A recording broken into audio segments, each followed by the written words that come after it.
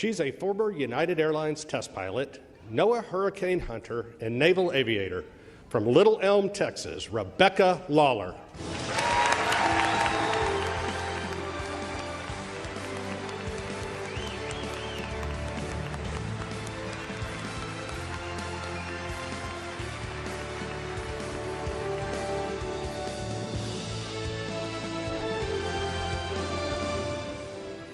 She flew to space as a SpaceX engineer on the Polaris Dawn mission and is a native to Houston, Texas.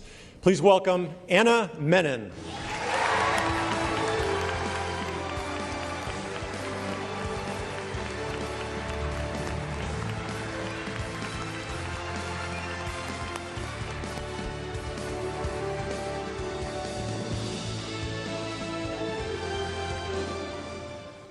She's an anesthesiologist from Cupang Falls, New York, Imelda Muller.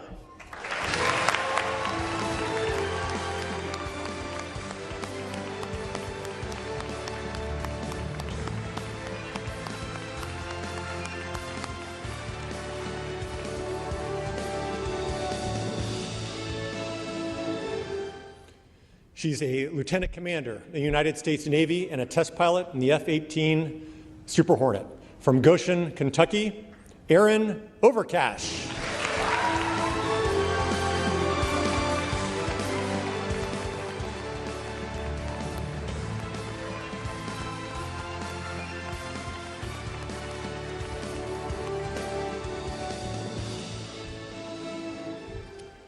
She's a former flight test engineering director at Gulfstream Aerospace and United States Marine Corps test pilot.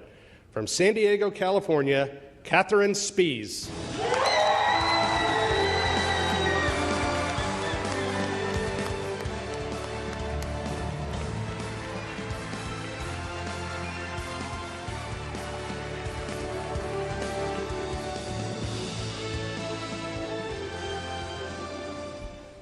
These 10 men and women are your 24th astronaut candidate class.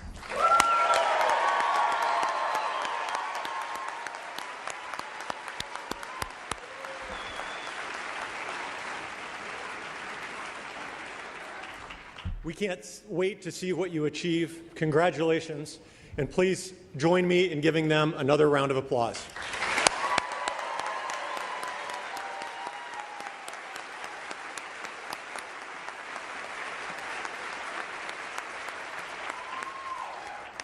Wow.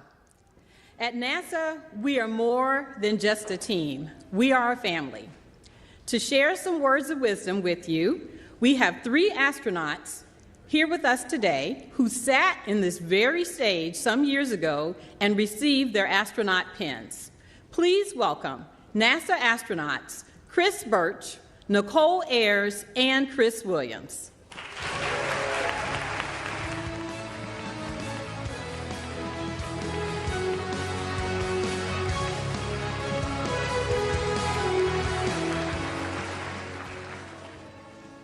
Lauren, Yuri, Becky, Adam, Cameron, Aaron, Kate, Ben, Mel, and Anna. Congratulations and welcome to the team.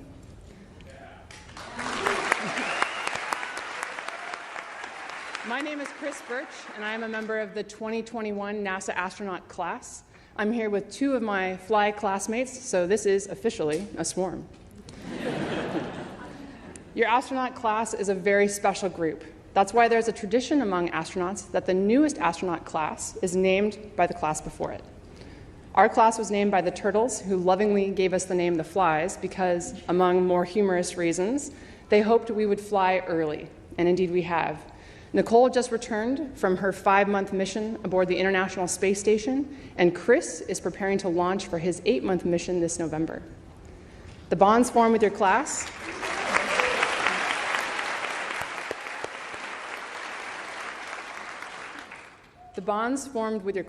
are very special. Astronaut training is an apprenticeship. We learn from our trainers and our instructors, and we are constantly learning from each other. Your training builds a foundation of trust that will carry you throughout your career and on to your future missions. On behalf of all the Flies, we look forward to getting to know your class so we can give you a name befitting your personalities and appropriate for the exciting and dynamic time that we are in human spaceflight.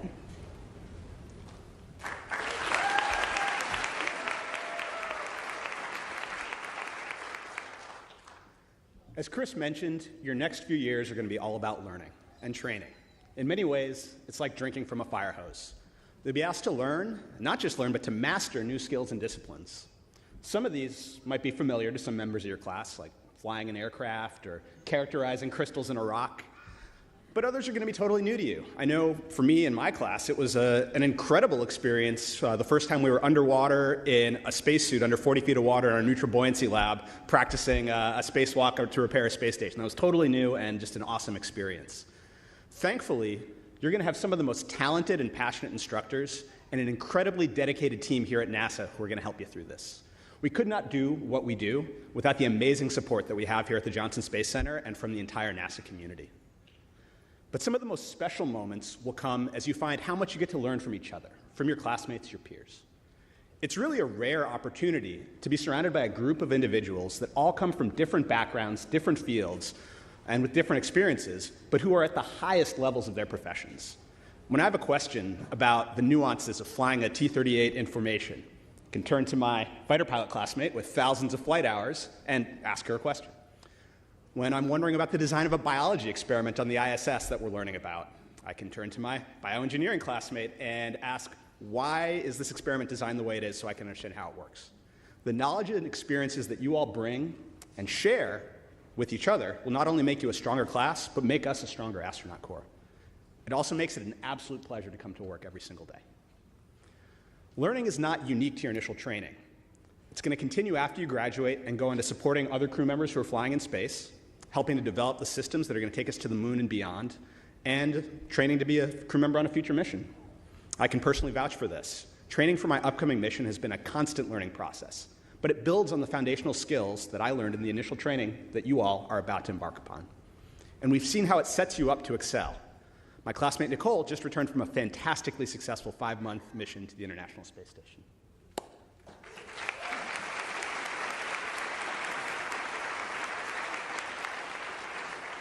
Thanks, C-Dub. Well said. You know, we all look back fondly on our time in those seats, being welcomed into this NASA family. The next 2 years will be a whirlwind, but they'll be some of the best moments with the best people.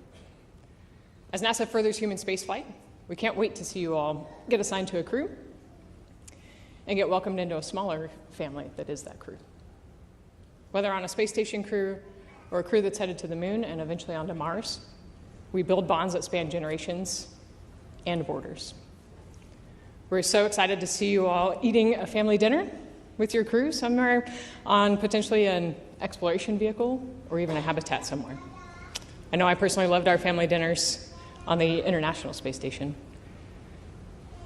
But before we go, we have some very special guests who couldn't be here today, my space brothers and sister, and the family I got to share some amazing moments with. They're currently living and working aboard the International Space Station 260 miles above the Earth. And they're also cheering you on. And they prepared a special message for you guys. So please join me in welcoming NASA astronauts Johnny Kim, Zena Cardman, Mike Fink, and JAXA astronaut Kim Ayui.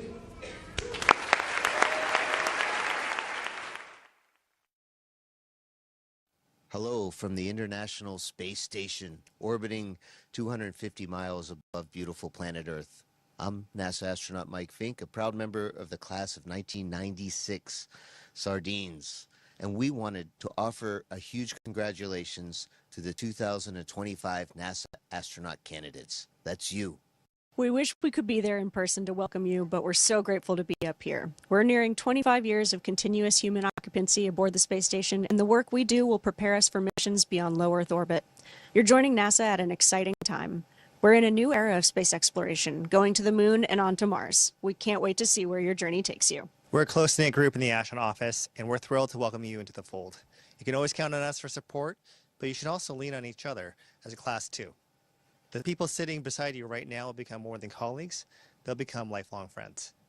We can't wait to meet you when my crewmates and I are back on the ground. Until then, learn everything you can, get to know each other, and most importantly, enjoy the ride.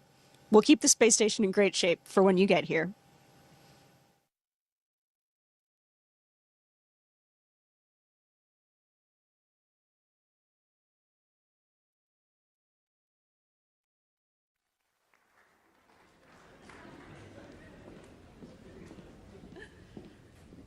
Thank you, Johnny, Zena, Mike, and Kimia. And we can't wait to welcome you back home soon. Next, I'd like to introduce NASA Acting Administrator Secretary Sean Duffy. Administrator Duffy stepped into this role a little over 2 months ago and has already demonstrated his commitment to leading our agency forward with vision and purpose. He also serves as the Secretary of the U.S. Department of Transportation. Please help me welcome NASA's Acting Administrator, Secretary Sean Duffy.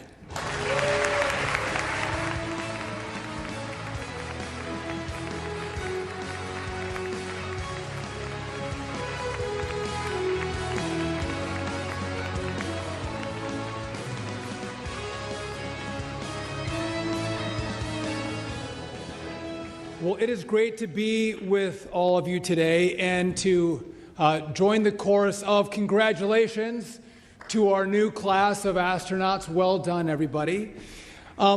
Listen, we know that you represent your families, you represent your communities, you represent NASA, which is the most respected and revered agency in the whole wide world.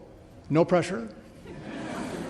But most importantly, you represent America, the greatest, most innovative, creative country that's ever existed on the face of the earth.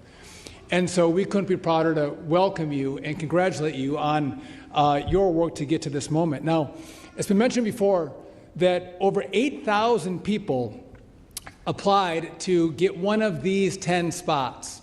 And they were pilots, they were scientists, engineers, they were dreamers, and they were hoping to be here today. But we picked the best and the brightest, the most skilled, the best looking, the best personalities to take these 10 spots. And again, you represent your country. And I know the President extends his congratulations as I extend mine as well to you. And oftentimes we talk about the American dream. And if you think about the American dream, I think that there's nothing that embodies the American dream more than the 10 of you today having these spots. I know it was hard work, a lot of effort, a lot of studying, a lot of training for you to win these spots at NASA, but you truly today are living the American dream, and again, congratulations for that. You are America's best and brightest, and we're going to need America's best and brightest because we have bold exploration plans for the future. As we talked about, we are going back to the moon. This time we're going to stay. And from what we learn on our mission to the moon, we're going to go to Mars. And we're going to go beyond into the unknown. Now, some are challenging our leadership in space, say like the Chinese. And I'll just tell you this, I'll be damned if the Chinese beat NASA or beat America back to the moon. We are going to win. We love challenges. We love competition. And we are going to win the second space race back to the moon with all of you participating in that great effort. We also talked about the golden age of transportation and the golden age of exploration. And again, our future is bright. We have bold missions ahead of us. It's going to take money, it's going to take grit, it's going to take courage to actually meet this moment with these missions, with this vision. And I know all of you have the heart to do that. What I find most exciting is I know you guys, they've been NASA employees for a week, I think, 7 days. And I got to meet them earlier today. What I found interesting as I met our new cast of astronauts is that one of these 10 could actually be one of the first Americans to put their boots on the Mars surface, which is very, very cool. Again, no pressure, NASA. We have some work to do.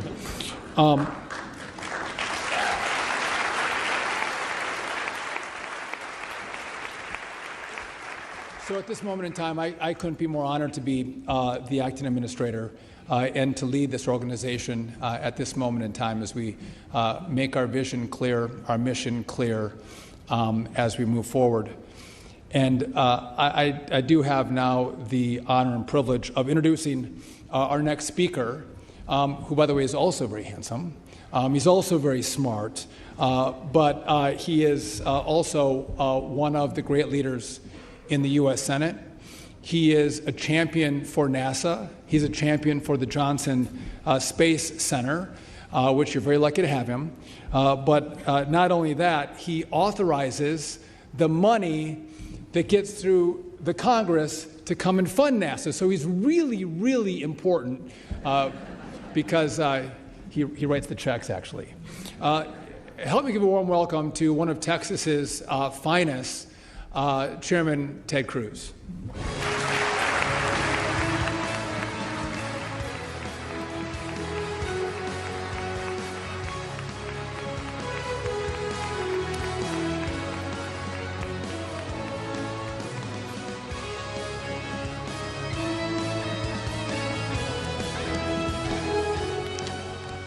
Well, thank you very much, Sean. Let me say you're doing a fantastic job. Thank you for your hard work. You're Secretary of Transportation. You're the acting administrator of NASA. I think you're trying to compete with Marco Rubio to see who can have the most jobs. And I look forward to seeing you named as the Archbishop of Washington, D.C. I think you can do that job. An excellent job as well. Let me say at the outset, I am really, really glad in the United States Senate that an incoming class is not named by your predecessors. That just would not work out well, so y'all are brave. And I assume you want to be really nice to your preceding class so that they don't give you some terrible name. Speaking of terrible names, actually, I have a call on you, Mr. Administrator, Mr. Secretary, for some strong executive leadership, which is the name of this event is ASCAN.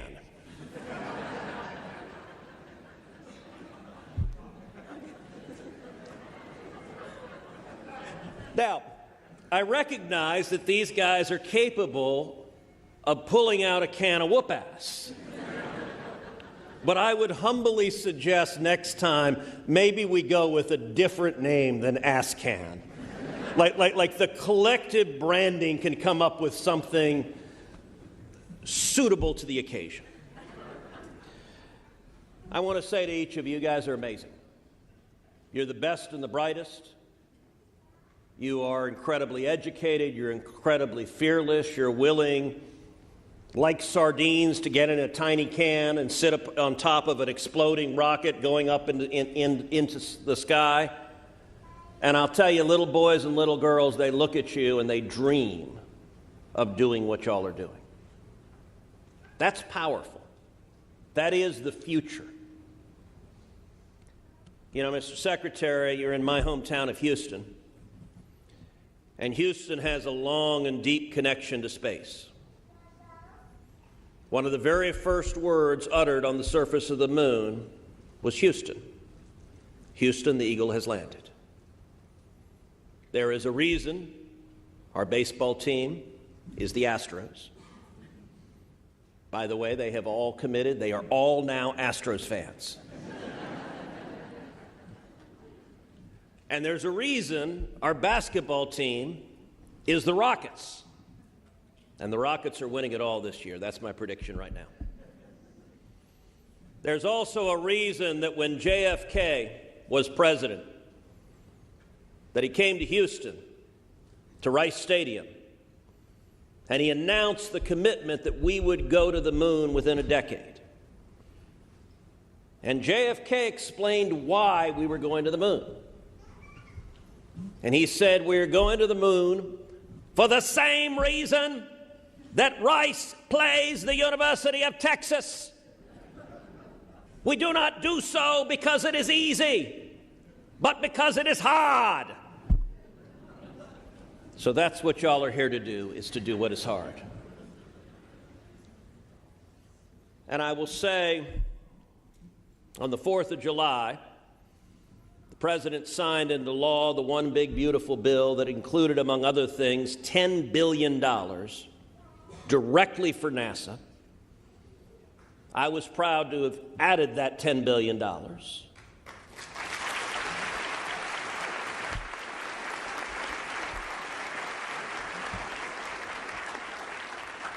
And that funding is there because we will go back to the moon. We will beat the Chinese to the moon. We will have a sustained human habitation on the moon or in cislunar space. We will continue to beat the Chinese in low Earth orbit. And with all of the learning from going to the moon, from Gateway, from the ISS, we will go to Mars, and the first boot that ever sets foot on the surface of the red planet will be an American astronaut, and could well be one of these boots right here.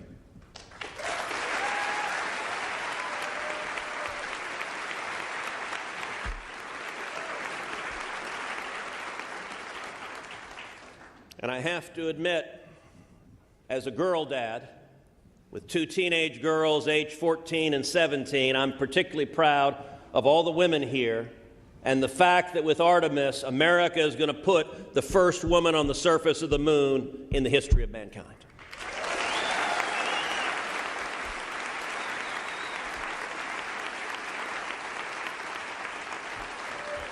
That is powerful, that is beautiful, and to everyone here who is so integral to JSC and to the space mission and commercial space and to the mission of American leadership in space, I want to tell all of you how incredibly proud I am of you, and to put very simply, my job is to have your back, and you have my word, I will continue to do so each and every day.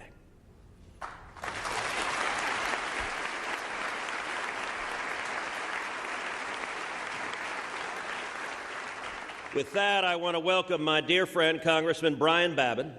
Congressman Babin has been in Congress since 2015. He is the chairman of the House Committee on Science, Space, and Technology. He's been a dentist for 35 years, so if you piss him off, he'll rip your teeth out.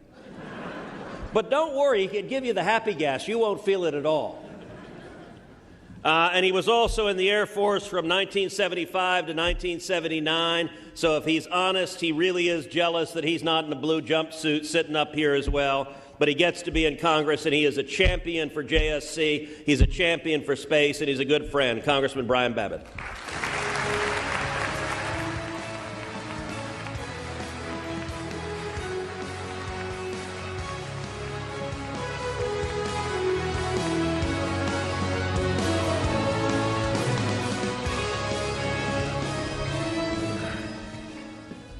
Thank you, Ted. It's always tough to follow Ted Cruz. There's no way, with my old East Texas twang, there's no way I'm quite as articulate. But I just want to say how pleased I am to be here to meet every one of you young folks that are going to be stepping your feet on the lunar surface, the ISS, and maybe the red planet as well. It's more exciting than I can even gather. Well, good morning. Great to be here with everyone. What an incredible privilege it is to be here to welcome this new class on this exciting day of astronauts. Unbelievable. Today's announcement concludes a rigorous selection process that began more than a year ago with thousands, literally. These people were chosen from a cast of many thousands of people, of individuals, applying to join the ranks of our esteemed astronaut corps. And I want to thank every astronaut in here and former astronauts as well for your service. Space exploration has always stirred something deep within the soul of the American people. It is impossible not to be inspired by those who devote their lives to it. And I just want to say congratulations to each and every one of you. Each of you embodies the qualities that have defined NASA astronauts for more than 60 years. Think about that, 60 years. Courage, ingenuity, curiosity, and so much more are the virtues that you have. This class of astronauts will help lead the next chapter of human spaceflight. Some of you, as already been stated, will have missions on the moon. Some of you may take humanity's first steps on the red planet of Mars. All of you will carry forward missions that today exist only in our dreams. But together, we're going to make these dreams a reality. For generations, American astronauts have been a source of national pride for our country. You will now take up that mantle, carrying our flag proudly and fearlessly into space. But your mission is larger than exploration alone. At a time of growing global competition, NASA's work is more important than ever. It is national security, folks. We must be on that lunar surface first. We must remain a presence of America in low Earth orbit. This is important. We cannot fail there. We also have to hope and that the stars will guide us into all the endeavors that we are dreaming about. There's much work ahead, but the challenges will shape you, will strengthen you, and will embolden you. As a representative for Johnson Space Center, I'm so very proud that many of you will soon call Houston home and join this community that has long been the very center of America's space legacy. So please know that we believe in you, we are counting on you, and we are praying for you and for your great success. May God bless you all, and may God bless our space program. Thank you so very much.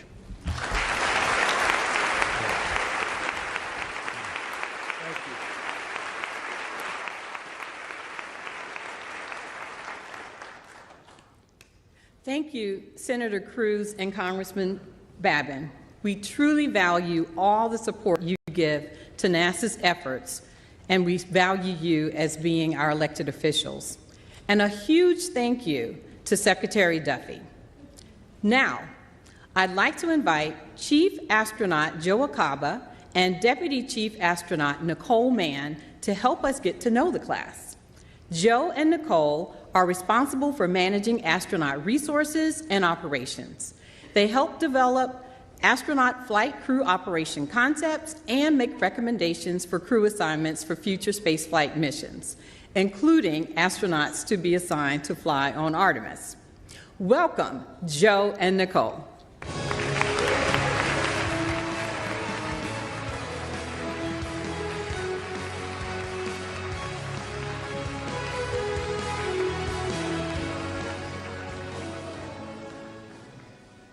All right, thank you, Vanessa, and welcome to our newest astronaut candidates. I hope you are ready for the wild ride that is coming. We asked a lot of tough questions of you during the interviews. Now's a chance for you to relax and share a little bit about yourself as individuals. All right, now for some of you, this is not your first introduction to NASA, and we are excited to have you back.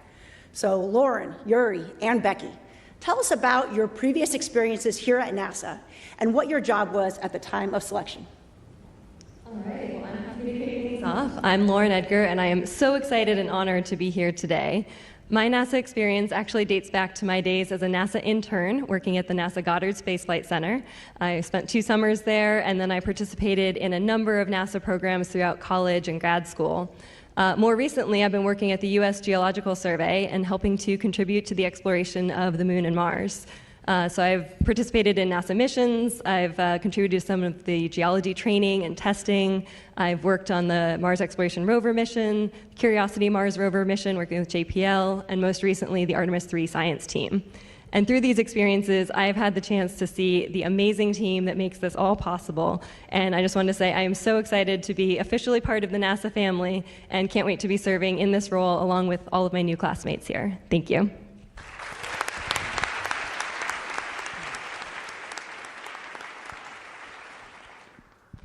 Hi, my name is Yuri Kubo. Super excited to be here and deeply honored to be a part of this class as well as the NASA family.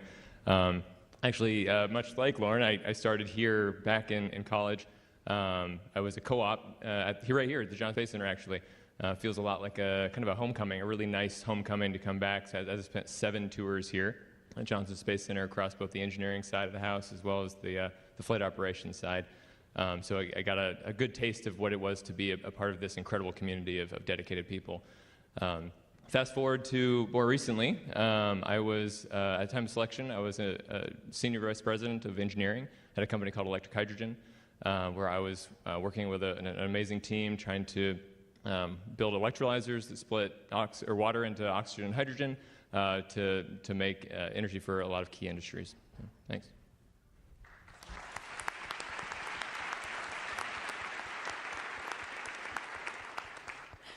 Hi, I'm Becky Lawler, and it is just an awesome honor to be able to be up here today.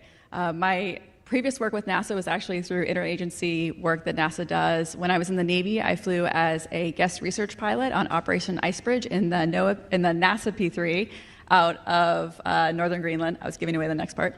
My second time working with NASA I was working for the National Oceanic and Atmospheric Administration, sometimes referred to as NOAA, and I was a NOAA commissioned officer. And I got to work with NASA on certifying instruments that were really important in forecasting hurricanes during hurricane seasons for the NOAA hurricane hunters. And at the time of my selection, I was United Airlines flight test captain and technical pilot, which is a test pilot. And I'm so excited to use all those experiences and everything to be a part of this incredible team and play my role in our endeavors as a class.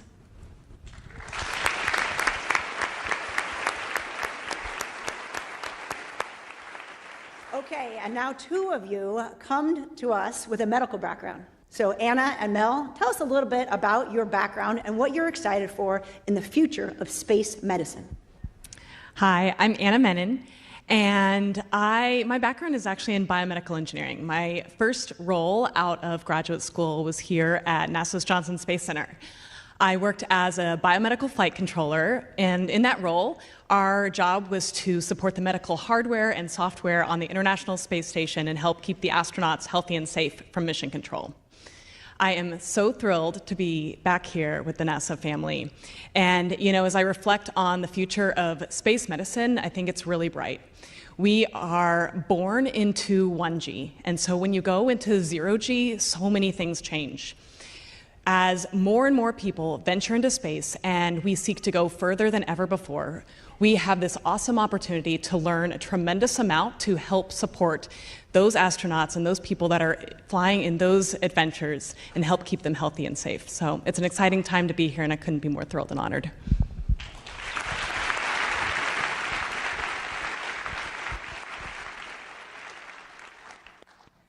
My name is Imelda Muller. I sometimes go by Mel, and previously I was an undersea medical officer with the Navy.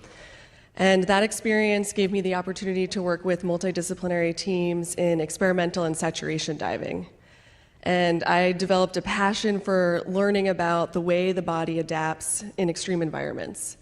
And this led me to pursue medical residency training in anesthesia, where I deepened that understanding of how our body responds when it's under stress. I'm incredibly excited to be here alongside this team and to build on that foundation with the greater NASA community, because, as Anna alluded to, with upcoming exploration missions, we are pushing the boundaries of human performance. And the lessons that we learn, the knowledge that we gain, all of these things are going to help us to excel not just in space, but in areas of human health here on Earth. The future of space medicine is now, and I'm incredibly honored to be here with this team.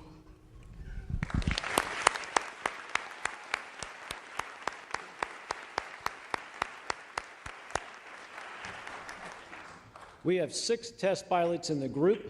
The following questions are for a few of you, our jet pilots, Adam, Cameron, and Aaron. One of the highlights of my career was being the person, along with April Jordan, to let you know that you had been selected to join the astronaut corps. The responses were varied, and they were awesome. So 2 questions. What was it like to get that call, and how do you think your flight test background will help you in your astronaut training? Hello, everyone. I'm Adam Furman, and when I received the call, I was driving home from work, and it was a pretty busy rush hour. At first, I was just in disbelief. I had to take the first exit and finish the conversation in a parking lot just to make sure I was hearing you right, Joe. But then came the excitement and just extreme gratitude for the opportunity to join this amazing team, and I was happy to finish the drive home and share that news with my wife and kids who are here with us today.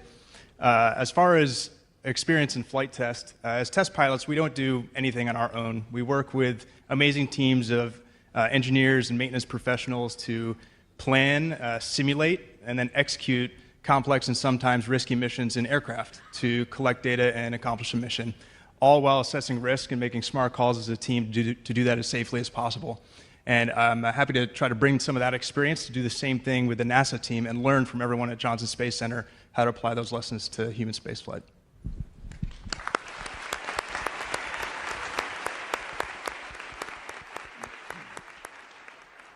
Hey everybody, I'm Cameron Jones. Got the call from Joe and April about 2 months ago. And about 2 months and 3 days ago, I just finished a cross-country move from California to DC. So we were sitting on the floor of our new empty house, my wife, my daughter, and I, with no furniture.